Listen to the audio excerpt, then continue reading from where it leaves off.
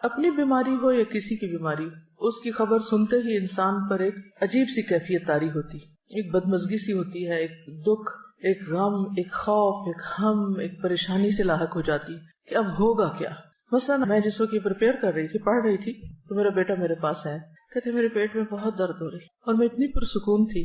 میں نے اسے 1-2 سجیشن دی، ایسا کر لو، ایسا کر لو، ایسا کر لو، اور اس کے بعد میں بالکل مطمئن تھی. دنیا میں جو بھی کچھ ہوتا رہے، آپ خود پرسکون رہنا سیکھیں، اور وہ صرف اور صرف قرآن و سنت کی تعلیم ہی سے ہو سکتا ہے. تو ہر بیماری اور ہر تکلیف کی کوئی وجہ ہوتی ہے، اس سے ہمیں اپنی غلطیوں کو جاننے سمجھنے کا بھی موقع ملتا ہے، اور اللہ سبحانہ وتعالیٰ ہمیں اس کے ذریعے بہت کچھ سکھاتے ہیں اگر ہم عبرت کی نگاہ رکھیں اور واقعی ہم کچھ سبق سیکھنا چاہیں. پھر یہ کہ مزید کئی چیزیں سیکھتے بھی ہیں. جب بیماری آتی ہے تو پھر آپ اس کے علاج کے لیے ڈاکٹرز کے پاس جاتے ہیں، آپ کی ملاقاتیں ایسے ایسے لوگوں سے ہوتی ہیں جو عام طور پر ممکن نہیں. مجھے اپنی بیماری کے دوران انتہائی پڑھے لکھے اور مختلف طرح کے لوگوں سے ملنے کا اتفاق ہوا. تو جب بھی میں کسی نئے ڈاکٹر کے پاس، بہت لرنڈ شخص کے پاس جاتی، تو میں سوچتی کہ کیا اس بیماری کے بغیر میں اس سے ملاقات کر سکتی تھی؟ نہیں کر سکتی تھی. اس سے سیکھ سکتی تھی جو اس نے مجھے 1-on-1 بیس پر بہت سی باتیں سکھائی ہیں، نہیں سیکھ سکتی تھی. تو اس میں بھی خیر ہے، تکلیفیں تو آتی جاتی رہتی، لیکن ہر چیز کا انسان اگر مثبت پہلو سامنے رکھے تو وہی لمحے انسان کے لیے خوشگوار بھی بن جاتے ہیں. مثلا آپ کے دانت میں تکلیف ہے اور آپ 1 گھنٹے بھر کے لیے ڈینٹسٹ کے کلینک میں سٹک ہو گئے ہیں، اور اس وقت جو مشینیں آپ کے اتنے دل کے قریب چلتی ہیں اور جو آپ سب کچھ دیکھتے ہیں، اس سے دل بھی دھڑکتا ہے، خوف بھی آتا ہے، اور موت کتنی شدت کے ساتھ اور اپنی بے بسی کتنی اچھی طرح انسان کو معلوم ہو جاتی. پھر اپنی غلطیاں ایک ایک کر کے یاد آتی ہیں کہ کیا کھانا چاہیے تھا، کیا نہیں کھانا چاہیے تھا، کیسے دانت صاف کرنے چاہیے تھے، کہاں ہم سے کوتاہی ہوئی. اور پھر یہ ہے کہ مرنے کے بعد اور آخرت میں، اور انسان وہاں ایسا غور و فکر کرتا ہے کہ جو آپ اپنی مصروف روزمرہ کی زندگی میں کر ہی نہیں سکتے، کسی صورت میں نہیں کر سکتے. اسی طرح جب آپ مختلف کلینکس پہ جاتے ہیں تو بعض اوقات آپ ورسٹ کیسز دیکھتے ہیں. گھر میں رہ کے تو آپ ہی بیمار بنے ہوئے، لیکن باہر جاتے ہیں آپ دیکھتے ہیں کہ ہم سے زیادہ کس کس تکلیف اور مصیبت میں لوگ، تو اپنی تکلیف کم لگتی ہے اور شکر ادا ہوتا ہے. یعنی پھر انسان تکلیف پر شکر ادا کرنا سیکھتا ہے. اسی طرح لامتناہی فوائد ہیں. اگر آپ ان فوائد پہ غور کرنا چاہیں اور آپ ان کو جاننا چاہیں، ان سب پر غور کا فائدہ یہ ہوگا کہ آپ کے اندر ایک عجیب اطمینان اور ایک شکر کی کیفیت پیدا ہوگی اور آپ پرسکون ہو جائیں گے. آپ نے دیکھا ہوگا ایک شخص فوت ہوتا ہے تو دوسرا اس کے فوت ہونے کی خبر سن کے ہارٹ اٹیک میں فوت ہو جاتا ہے. ایسی خبریں بھی آپ نے پڑھی ہوں گی. تو چھوٹے چھوٹے غم اور تکلیفیں جو انسان پہ آتی رہتی ہیں، یہ انسان کو مضبوط بھی کرتی ہیں اور بڑی خبریں سننے کا ایک حوصلہ بھی پیدا کرتی ہیں. اور ایک نبأ عظیم بڑی خبر تو ہے ہی ہم سب کے سامنے، وہ تو مرے ہوئے کو بھی اٹھا کے کھڑا کر دے گی. وہ کون سی؟ عما یتساءلون عن النبأ العظیم. کس چیز کے بارے میں آپس میں ایک دوسرے سے باتیں کر رہے ہیں اور ڈسکشنز کر رہے ہیں؟ اس بڑی خبر کے بارے میں. الذی ہم فیہ مختلفون، جس میں ان کی آراء مختلف ہیں، ان کے اپنے بھی ڈس ایگریمنٹس ہیں. ریالٹی کو جھٹلا کے یہ نہیں کہ یہ اتفاق کر گئے.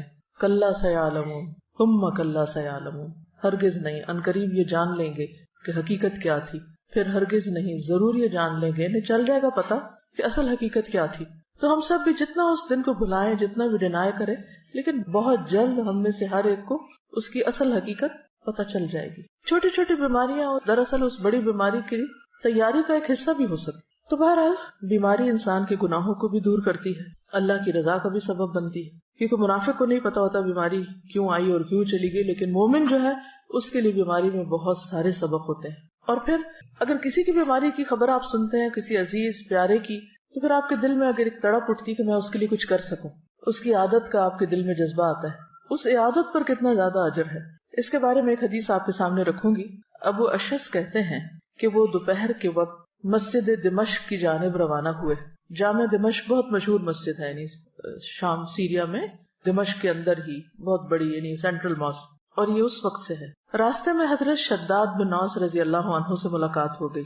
صحابی ہیں، تو گویا دور صحابہ میں وہ مسجد آباد ہو چکی تھی. ان کے ساتھ سنابحی بھی تھے، نام ہے.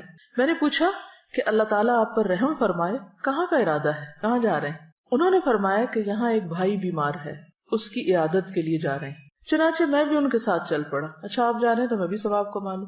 جب وہ دونوں اس کے پاس پہنچے تو اس سے پوچھا کہ کیا حال ہے. اس نے بتایا کہ میں نے اچھے حال میں صبح کی ہے. قال اصبحت بنعمت، ہیں بیمار لیکن کیا کہہ رہے ہیں؟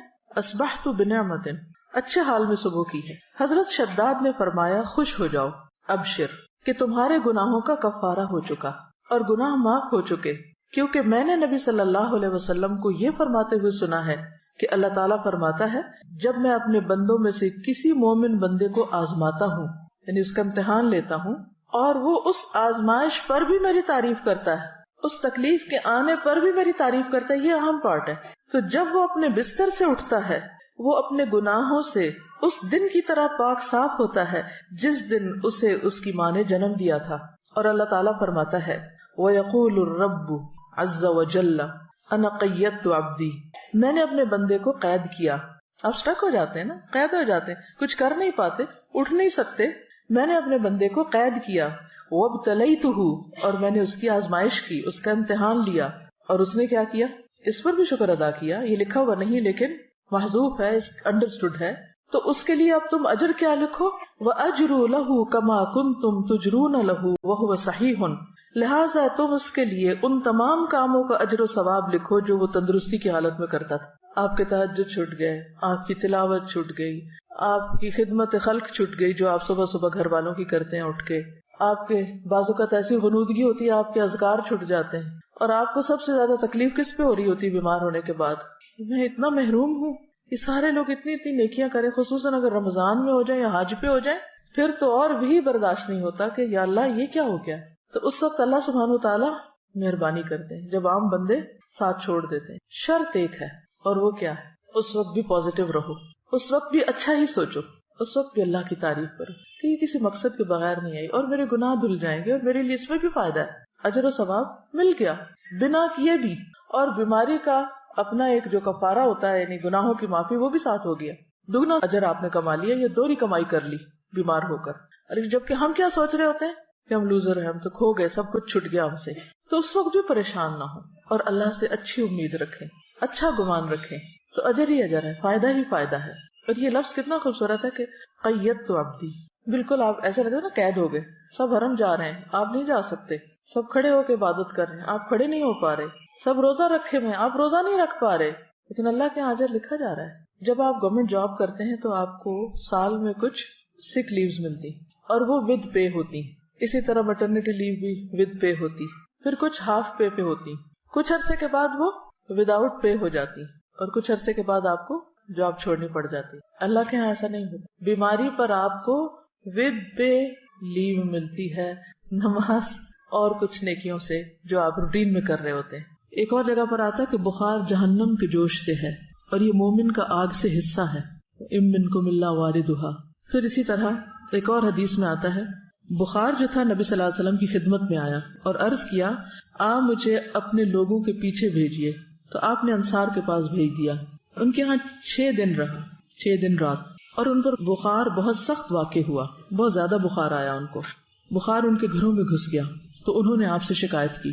اس پر رسول اللہ صلی اللہ علیہ وسلم نے ان کے ایک ایک گھر اور ایک ایک کمرے میں جانا شروع کر دیا اور ان کے لیے عافیت کی دعا فرمائی۔ آپ صلی اللہ علیہ وسلم جب لوٹ رہے تھے تو ایک عورت آپ کے پیچھے آئی، اس نے عرض کیا قسم اس ذات کی جس نے آپ کو حق کے ساتھ مبعوث کیا ہے، میں انصار میں سے ہوں، میرے والد بھی انصار میں سے ہیں، جیسے آپ نے انصار کے لیے دعا کی ہے میرے لیے بھی کیجیے۔ آپ نے فرمایا کیا چاہتی؟ اگر چاہو تو میں تمہارے لیے دعا کروں کہ تم بخار سے محفوظ رہو، چاہو تو برداشت کر لو اور تمہیں جنت ملے گی۔ اس نے کہا میں صبر کروں گی اور جنت کو خطرے میں نہ ڈالوں گی۔ تو کچھ لوگ ایسے ہوتے ہیں کہ جو بیماری کو بہت صبر کے ساتھ اور اجر کی نیت سے برداشت کر جاتے۔ اس کے مطلب نہیں کہ انسان بیماری میں دعا نہ مانگے یا کسی کو دعا کے لیے نہ کہہ سکتا ہے، لیکن یہ یاد رکھے کہ اگر جتنا عرصہ اس کے لیے بیماری ہے یا بیماری میں مبتلا ہے وہ اس کے لیے اجر کا ذریعہ بن رہی ہے۔ نبی صلی اللہ علیہ وسلم نے فرمایا خوش ہو جاؤ، مومن کے مرض کو اللہ تعالیٰ کفارہ اور اپنی رضا کا سبب بنا دیتے ہیں، اور فاجر نافرمان گناہگار اس کا مرض ایسا ہے جیسے اونٹ کہ اس کے مالک نے اسے باندھ دیا اور اس کے بعد چھوڑ دیا، اسے نہیں خبر کیوں باندھا اور اسے نہیں پتا کیوں چھوڑا، بخار کیوں آیا اور کیوں گیا۔ وہ حدیث بھی یاد رکھیے کہ رسول اللہ صلی اللہ علیہ وسلم ام صائب کے ہاں تشریف لائے۔ آپ نے فرمایا اے ام صائب تجھے کیا ہوا، تم کانپ رہی ہو، جیسے ملیریا ہوتا ہے نا۔ اس نے عرض کیا بخار ہے، اللہ اس میں برکت نہ کرے۔ آپ نے فرمایا بخار کو برا نہ کہو، کیونکہ بخار بنی آدم کے گناہوں کو اس طرح دور کرتا ہے جس طرح بھٹی لوہے کے میل کچیل کو دور کر دیتی ہے۔ عبداللہ کہتے ہیں کہ میں رسول اللہ صلی اللہ علیہ وسلم کی خدمت میں حاضر ہوا، آپ اس وقت تیز بخار میں تھے، میں نے عرض کیا یا رسول اللہ آپ کو تیز بخار ہے؟ فرمایا ہاں مجھے تم میں سے 2 آدمیوں کے برابر بخار ہے. آپ کی بیماری عام لوگوں کے مقابلے میں دگنی ہوتی تھی کیونکہ آپ کے لیے اجر بھی زیادہ تھا. میں نے عرض کیا کہ اس سبب سے آپ کو دوہرا اجر ملے گا؟ فرمایا یہی بات ہے. جس مسلمان کو کانٹا چبھنے کی یا اس سے زیادہ کوئی تکلیف پہنچتی ہے اللہ تعالیٰ اس کے ذریعے اس کے گناہوں کو اس طرح دور کر دیتا ہے جس طرح درختوں سے پتے خزاں کے موسم میں. بخار مانگنا نہیں ہے لیکن آ جائے تو پریشان نہیں ہونا، گھبرانا نہیں، برا بلا نہیں کہنا. اور آپ کو پتا ہے کہ اس میں کئی بیماریوں سے شفا بھی ہے. جب بخار ہوتا ہے نا تو دراصل ہمارے اندر کے گندے مادے جو ہوتے ہیں وہ جل رہے ہوتے ہیں. وہ ایک کلینزنگ کا عمل ہوتا ہے اور عام طور پر یکایک شدید قسم کی ڈوز دے کر اس کو ٹھنڈا کر دیا جاتا ہے. جو گال بلیڈر میں وہ سٹونز بنتے ہیں، ایک حکیم صاحب نے مجھے بتایا تھا کہ وہ جب بخار کے ذریعے کچھ مادے اکٹھے ہو رہے ہوتے ہیں کچھ آرگنز میں، جب ایک دم آپ ٹھنڈا کرتے ہیں تو وہی مادے سٹون بن جاتے ہیں اور پھر وہ مزید بیماریوں کا سبب بنتے ہیں. ایک اور حدیث ہے حضرت ابو سعید خدری رضی اللہ عنہ سے مروی ہے کہ ایک آدمی نے نبی صلی اللہ علیہ وسلم سے پوچھا کہ ہمیں جو بیماریاں لگتی ہیں یہ بتائیے کہ ان پر ہمارے لیے کیا ہے. نبی صلی اللہ علیہ وسلم نے فرمایا یہ بیماریاں گناہوں کا کفارہ بن جاتی ہیں. ہم سب گناہ کرتے ہیں جانے انجانے، بعض چیزوں کا تو ہمیں پتہ ہی نہیں کہ ہم غلط بھی کر رہے ہیں کیونکہ علم ہی نہیں ہوتا کہ یہ غلط ہے. کچھ عرصے بعد پتہ چلتا ہے تو توبہ استغفار شروع کرتے ہیں. یہ کیسی جہالت ہے، پتہ ہی نہیں تھا کہ یہ نہ کرنے والا کام ہے. بہرحال حضرت ابی بن کعب رضی اللہ عنہ نے عرض کیا اگرچہ بیماری چھوٹی ہی ہو، چھوٹی سی بیماری ہے کوئی، تب بھی؟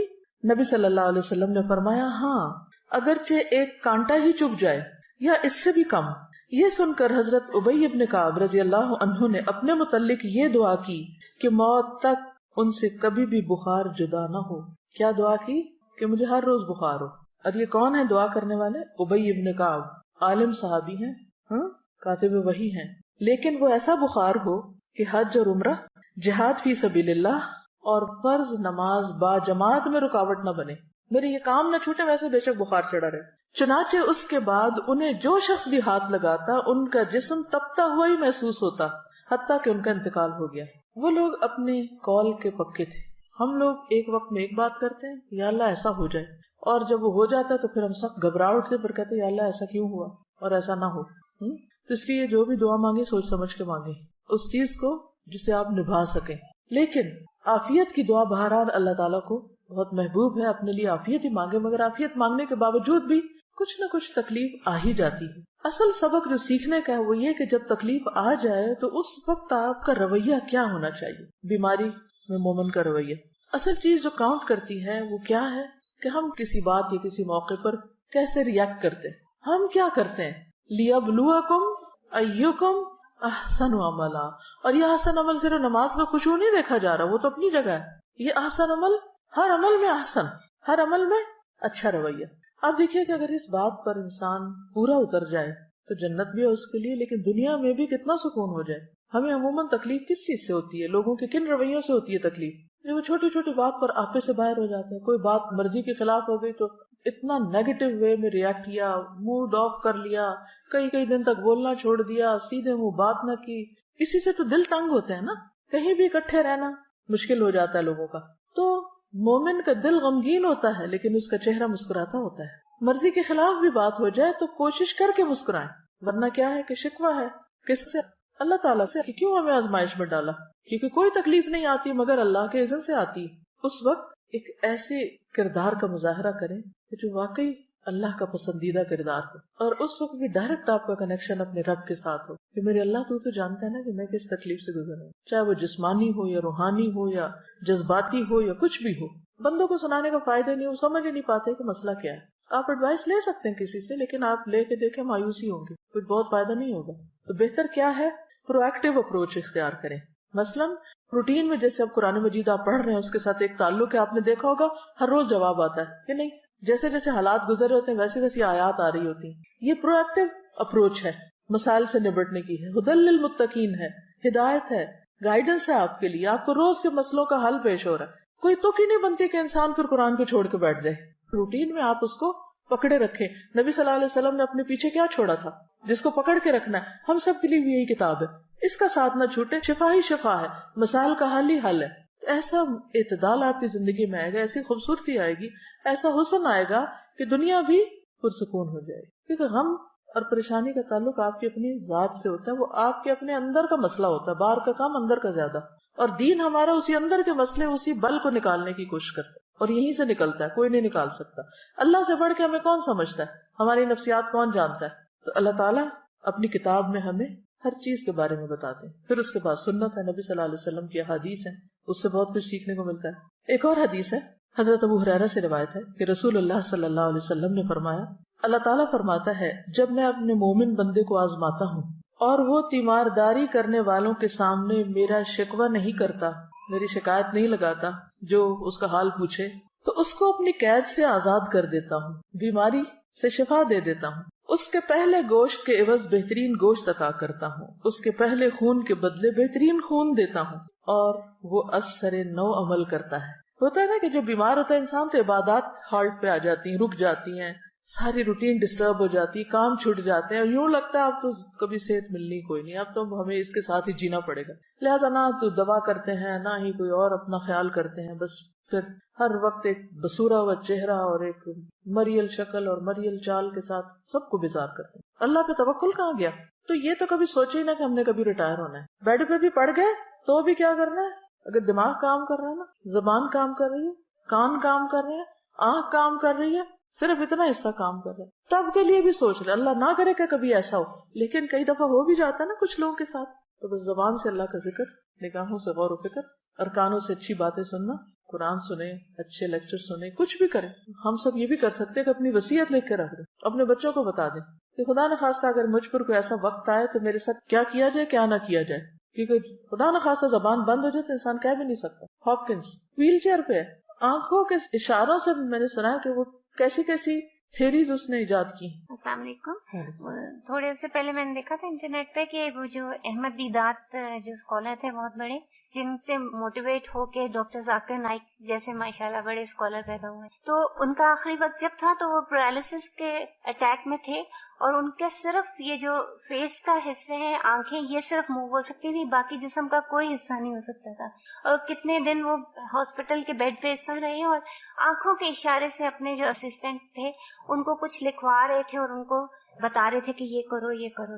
اور میں دیکھ رہی تھی کہ یعنی ان کی آنکھوں سے بالکل ایسا نہیں لگ رہا تھا کہ ان کے اوپر اتنی بڑی بیماری جو ہے وہ طاری ہے، اور وہ یعنی پورے سوچ اور فہم کے ساتھ ان کو وہ انسٹرکشنز. تو کبھی بھی مایوسی اور شیطان کو پاس نہ پٹکنے دیں کہ آپ کچھ کریں نہ، بس بیکاری نہیں آنے دینی اپنے پاس، حالات کچھ بھی ہوں. دیکھیں اگر انسان نیت کر لیتا تو اللہ پورا کرا دیتا ہے نا. کچھ سچویشنز کو آپ اوائڈ نہیں کر سکتے، آپ کی زندگی کے ساتھ بند گئی ہیں، آپ کی تقدیر کا حصہ ہیں، تو پھر بھی دیکھا یہ جائے گا کہ آپ نے ان حالات میں رہ کے کیا کیا. ٹھیک ہے، تو بہرحال بیماری کا شکوہ نہیں کرنا، واویلا نہیں کرنا، دوسروں کو بیزار نہیں کرنا، اس کو اپنے اوپر طاری نہیں کر لینا. تو انشاءاللہ آپ دیکھیں کہ ایک تو اس کی انٹینسٹی کم ہوگی، دوسرے یہ کہ آپ کے آس پاس کے لوگ آپ کے پاس رہنا چاہیں گے، بھاگیں گے نہیں آپ سے. ورنہ ہوتا ہی ہے نا کہ جو بندہ تنگ کر مارے تو سب ادھر ادھر ہو جاتے ہیں. پھر یہ ہے کہ آپ کچھ پروڈکٹیو پازیٹیو کام میں اپنی انرجی لگائیں، کیونکہ رونے کے لیے بھی انرجی چاہیے ہوتی ہے نا، اور چیخنے کے لیے بھی، اور غصے کے لیے بھی، اور سب اوٹ پٹانگ حرکتوں کے لیے انرجی چاہیے ہوتی. جب آپ کی ساری انرجی وہاں لگ جاتی ہے تو پھر جب اچھا کام کرنے کا وقت آتا ہے پھر آپ تھک کے سو جاتے ہیں.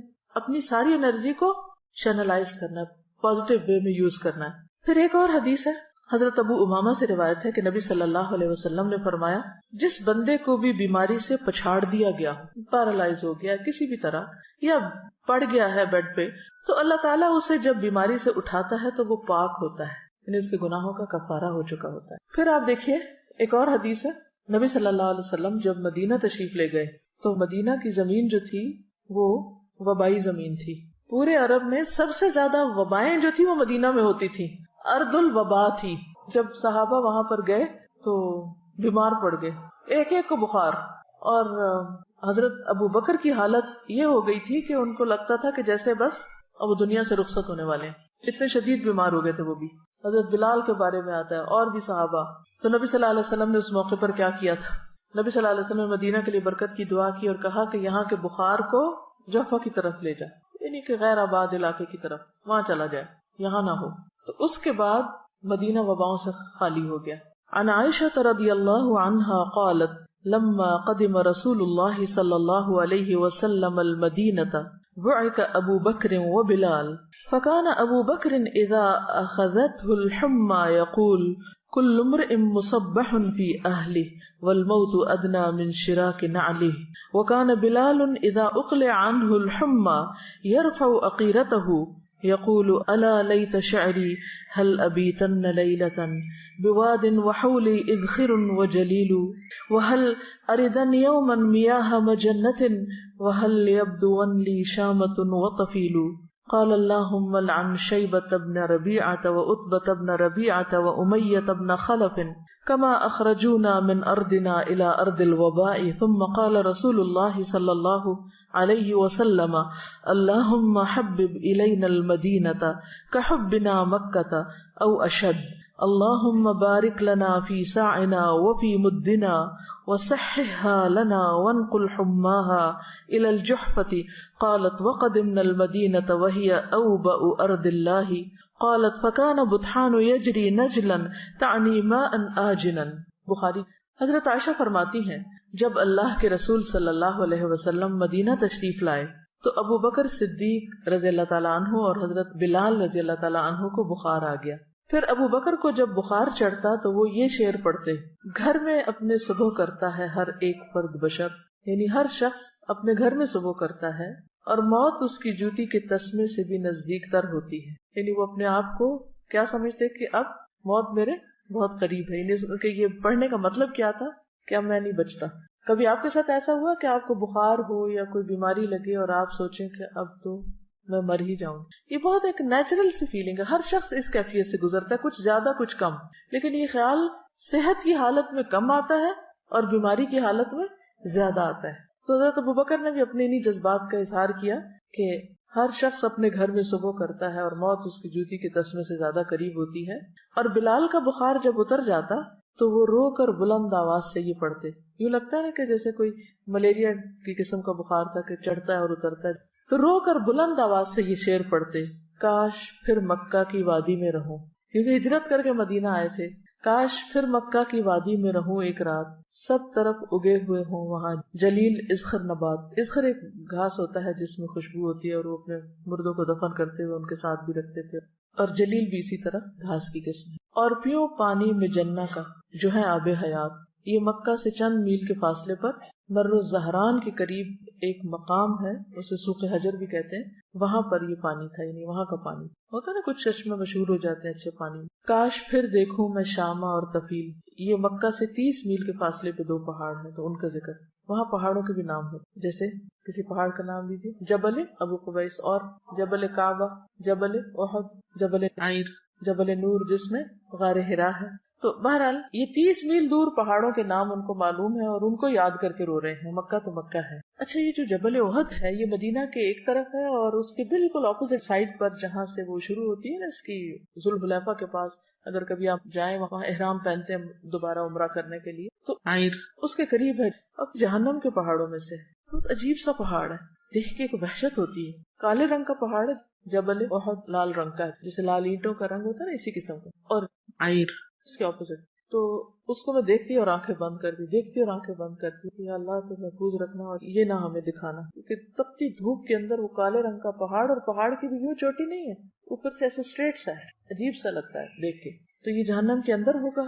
اصل میں اللہ تعالیٰ نے دنیا میں انسان کو کچھ ایسی چیزیں دکھائی کہ جس سے وہ اپنے ان گھروں کو بھی یاد کر لے. ہوتا ہے نا کہ ہم جنت تو نہیں دیکھ سکتے، جہنم تو نہیں دیکھ سکتے، لیکن جب یہ کہا جاتا ہے کہ یہ ٹکڑا جنت کے ٹکڑوں میں سے ہے، یا پہاڑ جنت کے پہاڑوں میں سے ہے، یا یہ دریا جو ہے وہاں سے جاری ہوئے ہیں اور یہ جہنم کی وادی میں سے ہے، تو پھر وہ ایک عجیب طرح کی فیلنگ آتی ہے جو خالی سنتے رہنے سے نہیں آتی، دیکھنے سے ایک اور بات بنتی. تو بہرحال حضرت بلال جو تھے وہ یہ شعر پڑھا کرتے تھے اور کہا کہ اے میرے اللہ، شیبہ بن ربیعہ اور عتبہ بن ربیعہ اور امیہ بن خلف، ان مردودوں پر لعنت کر جنہوں نے ہمارے ملک سے ہمیں نکال کر وبا کے ملک میں دھکیل دیا. مدینہ کیا تھا؟ وبا کا ملک. رسول اللہ صلی اللہ علیہ وسلم نے یہ سن کر فرمایا، یا اللہ، مدینہ بھی ہم کو مکہ کی طرح یا اس سے بھی زیادہ محبوب بنا دے، یعنی ہمیں مدینہ سے بھی محبت دے دے یا مکہ سے بھی زیادہ دے دے. یا اللہ، ہمارے سا اور مد میں برکت دے دے، پیمانے ہیں. اور مدینہ کی ہوا صحت بخش کر دے. یہ جملہ غور کیجئے، مدینہ کی ہوا صحت بخش کر دے. اور وہاں کا بخار جوہفہ میں لے جا. جوہفہ بھی میقات پر ہے. حضرت عائشہ فرماتی ہیں ہم جب مدینہ میں تھے تو سارے ملکوں سے زیادہ وبا وہاں تھی. پھر فرمایا کہ مدینہ میں بطحان ایک نالا تھا، اس میں بہت ہی تھوڑا بدمزہ اور بدبودار پانی بہتا رہتا تھا، لیکن جب اللہ کے رسول صلی اللہ علیہ وسلم نے وہاں کے لیے دعا کی تو بہت سی نعمتیں وہاں پر اللہ تعالیٰ نے عطا کی. اور یہاں آپ نے جو دعا کی نا بہت دلچسپ ہے کہ مدینہ کی ہوا صحت بخش کر دے. مدینہ کی ہم کہتے ہیں نا ایئر میں کچھ ہے، ایسے بولتے ہیں نا عام طور پہ، جیسے مکہ جاتا ہے نا تو ایک دم فلو ہونے لگتا ہے یا کچھ، تو ہم کہتے ہیں یہ ایئر میں ہے، بس آپ کو چمٹنا اس نے کہیں بھی جا کے پکڑ لینا ہے. اسی طرح آپ نے بھی دیکھا ہوگا کہ جب کوئی شخص ایک خاص علاقے میں رہ کر بیماری ہوتا چلا جائے تو عموماً کیا کہتے ہیں، جگہ تبدیل کریں. تو پھر جو ہی جگہ تبدیل کرتا بیماری چلی جاتی ہے. آپ نے بھی شاید اس کا پرسنلی ایکسپیرینس کیا ہو، ایک جگہ پہ رہ کے آپ کو مثلا کسی کو خارش لگ جاتی ہے، کسی کو کوئی اور، کسی کو نیند نہیں آتی، کسی خاص علاقے میں الرجیز ہوتی ہیں، تو وہ اس الرجی کے موسم میں وہ پولن ہوا میں ہی ہوتا ہے نا، پھر وہاں سے وہ چلے جاتے ہیں تو وہ ٹھیک ہو جاتے ہیں. دوسری جگہ وہی لوگ ہوتے ہیں بالکل ٹھیک ہوتے ہیں، کچھ بھی نہیں ہوتا ان کو. تو ہوا بھی اللہ کے حکم پہ معمور ہے، اس کو حکم ملتا ہے، اور یہ ساری چیزیں ہم دیکھیں معلوم نہیں کیا کچھ ہمارے آس پاس کر رہی ہوتی. تو اس حدیث سے ایک تو دعا کی فضیلت بھی پتہ چلتی کہ انسان کو دعا مانگنی چاہیے. اب ایک وبا آ گئی ہے کسی ملک میں تو ہم ٹھیک ہے ویکسینیشن بھی کریں اور بھی بہت سی احتیاطی تدابیر کریں، لیکن اس کے ساتھ ساتھ دعا کریں کہ اللہ تعالیٰ یہاں کے موسم کو اچھا کر دے. سردیوں میں جب عموماً فلو اور کھانسی اور خشک کھانسی تو ہم کیا کہتے ہیں، سب کیا ہے، بارش نہیں ہوئی نا، تو یہ سب بیماریاں ہیں. تو بچپن میں سمجھ نہیں آتی کہ بارش سے بیماری کا کیا تعلق ہے. بڑے بزرگ یہی کہہ رہے ہوتے ہیں نا اس دفعہ بارش نہیں ہوئی تو یہ اور یہ مسئلے ہو گئے، بہت زیادہ چیز پھیل گئی ہے. تو بارش بھی پاک کرتی ہے موسم کو. کس کو صاف کرتی ہے زیادہ؟ ہوا ہی کو صاف کرتی ہے، جس کو ہم اپنے پانی سے نہیں صاف کر سکتے. دوسری حدیث ہے، یہ بھی بخاری کی. عبداللہ بن عباس سے روایت ہے کہ عمر بن خطاب عوام کے حالات سے باخبر ہونے کے لیے شام کی طرف روانہ ہوئے. کون سی جگہ ہے شام؟ اس میں فلسطین، شام، اردن، یہ سب کچھ شامل تھا. ٹھیک ہے، شام صرف موجودہ شام نہیں. جب بھی شام کا لفظ آئے نا تاریخ کی کتابوں میں تو ساتھ ہی یہ بات یاد رکھیں کہ شام سے مراد فلسطین، اردن، موجودہ شام، یہ سب علاقے اس میں آتے ہیں. وہ خود کہاں رہتے تھے حضرت عمر؟ مدینہ. تو وہاں سے ٹریول کر کے شام جا رہے تھے. کیوں جا رہے تھے؟ لوگوں کو ملنے کے لیے، لوگوں کے حالات جاننے کے لیے. ٹھیک، یعنی سرکاری دورے پر. جب سرغ میں پہنچے، ایک شہر کا نام ہے، تو لشکر کے سردار ابو عبیدہ بن جراح اور ان کے ساتھیوں سے ملاقات ہوئی. وہ وہاں پر تعینات تھے. تو انہوں نے خبر دی کہ شام کے ملک میں وبا شروع ہو گئی ہے، طاعون پھیل گیا تھا. ابن عباس کہتے ہیں کہ عمر رضی اللہ تعالیٰ عنہ نے یہ سن کر مجھ سے کہا اگلے مہاجرین کو بلا لو.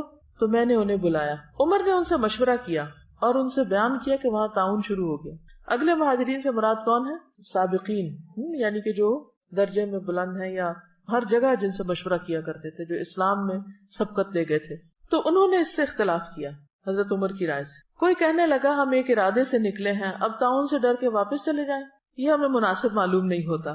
کسی نے کہا آپ کے ساتھ وہ بڑے بڑے صحابہ ہیں جو باقی رہ گئے ہیں اور ان کی زندگی قیمتی ہے، ہم مناسب نہیں سمجھتے کہ آپ انہیں لے کے وبا کے ملک میں چلے جائیں، وہ بھی سارے ختم ہو جائیں گے. یعنی چند سینئر صحابہ ہیں. عمر نے کہا اچھا اب تم جاؤ، میں نے تمہاری رائے سن لی. پھر انصار کو بلایا. حضرت عمر نے ان سے مشورہ کیا. انہوں نے بھی مہاجرین کی طرح اختلاف کیا. کوئی کہنے لگا آگے بڑھو، کسی نے کہا لوٹ چلو. یعنی لوگوں کا اوپینین مختلف تھا. کوئی کہتا تھا نہیں جائیں گے، کوئی کہتا تھا نہیں واپس. اچھا، ایک بات تھی کہ صحابہ بہت سچے لوگ تھے. جو ان کے دل میں ہوتا تھا وہ ان کی زبان پہ، جو ان کی رائے ہوتی تو بے لاگ ہوتی تھی کہ یہ ٹھیک ہے یا نہیں ہے. پھر کہا یہاں قریش کے کچھ بوڑھے لوگ ہوں گے تو ان کو بلا لو، یعنی ان مہاجرین میں سے جنہوں نے مکہ فتح ہونے سے پہلے یا فتح مکہ پر ہجرت کی تھی. میں نے انہیں بلایا. انہوں نے ایک زبان ہو کر یہی رائے دی کہ آپ کا واپس جانا ہی مناسب ہے، واپس جائیں، اور وبائی ملک میں لوگوں کو لے جا کر پڑاؤ ڈالنا مناسب نہیں. یہ سنتے ہی حضرت عمر نے کیمپ میں منادی کرا دی کہ میں صبح کو اونٹ پہ سوار ہو کر مدینہ کی طرف لوٹوں گا. صبح ایسے ہی ہوا. عمر ساتھیوں کے ساتھ مدینہ کی طرف لوٹ چلے. ابو عبیدہ بن جراح کہنے لگے کیا اللہ کی تقدیر سے بھاگتے ہو عمر، واپس جا رہے ہو؟ عمر نے کہا اگر یہ کلمہ کوئی اور کہتا تو میں اسے سزا دیتا. ابو عبیدہ بن جراح جو تھے بہت سینئر صحابہ میں سے تھے، امین الامہ کہلاتے ہیں. تو ان کی بات کو انہوں نے سنا اور صبر حوصلے سے سنا. جواب میں کہا ہم اللہ کی تقدیر سے بھاگتے ہیں، مگر کدھر بھاگتے ہیں؟ اسی تقدیر کی طرف. ابو عبیدہ یہ تو بتاؤ اگر تمہارے پاس اونٹ ہو اور تم ایک نالے پر پہنچو جس کے دونوں کناروں میں ایک کنارہ تو سرسبز ہو اور دوسرا سوکھا خشک، اور تم سرسبز کنارے میں اونٹ چراؤ تو یہ اللہ کی تقدیر سے ہوگا، اور اگر خشک کنارے میں چراؤ تب بھی اللہ کی تقدیر سے ہوگا. بہرحال تقدیر سے تو نہیں نکل سکتے. ابن عباس نے کہا اس کے بعد ایسا ہوا کہ عبد الرحمن بن عوف آئے. وہ ان مشوروں میں شریک نہیں تھے, کام کاج کے لیے کہیں گئے